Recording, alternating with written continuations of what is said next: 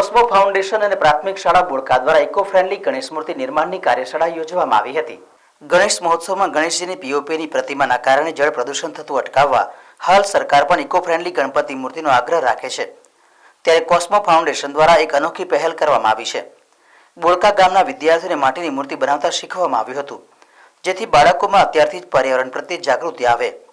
પર્યાવરણના પ્રદૂષણ અટકાવવા માટે કેવા કેવા પ્રકારના કાર્યો કરી શકાય એ માટે સમજ કેળવાય એવા પ્રયત્નો કરવામાં આવ્યા હતા। સુરતથી આવેલા અભિષેકભાઈ ગુપ્તા દ્વારા બાળકોને માટીની મૂર્તિને કેવી રીતે આકાર આપવો તેમજ ઇકો ફ્રેન્ડલી મૂર્તિ કેમ જરૂરી છે તે ચર્ચા કરવામાં આવી હતી। તેમજ પ્રાથમિક શાળા બોડકાના આચાર્યએ પણ બાળકોને ઇકો ફ્રેન્ડલી મૂર્તિનું મહત્વ સમજાવી પર્યાવરણ જાળવણી પ્રત્યે બાળકોને જાગૃત કર્યા હતા। આજે બોડકા પ્રાથમિક શાળામાં કરજણ તાલુકામાં કોસ્મો ફાઉન્ડેશન દ્વારા વિવિધ પ્રવૃત્તિઓ થાય છે।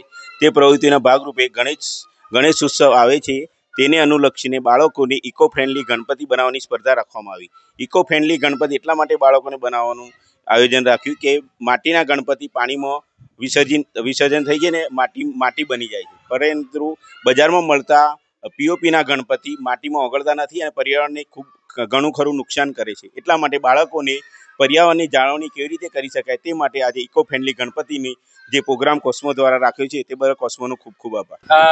કોસ્કો ફાઉન્ડેશનમાં જોડાઈને સારું લાગ્યું અને આ ઉંમરે છોકરાઓ સારી ક્રિએટિવિટી બતાવી રહ્યા છે।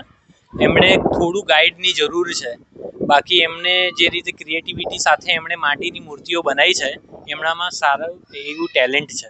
ઇકો ફ્રેન્ડલી ગણપતિ આપણા સૌને બનાવવા જોઈએ। એનું કારણ એ છે કે પર્યાવરણ એક તો આપણે નુકસાન નથી કરતા, પ્લસ આપણે પર્યાવરણનો બી આપણે એક ભાગ છીએ, જેમાંથી આપણે કોઈને નુકસાન નથી કરતા અને એ હાર્મફુલ નથી આપણા વાતાવરણને, અને લોકો બી એનાથી શીખી રહ્યા છે। ઇકો ફ્રેન્ડલી એટલે કે આપણે જે નેચરલી જે માટી હોય છે, આપણી જે કાળી માટી હોય છે એનાથી લોકો બનાવે તે જ ગણપતિમાં યુઝ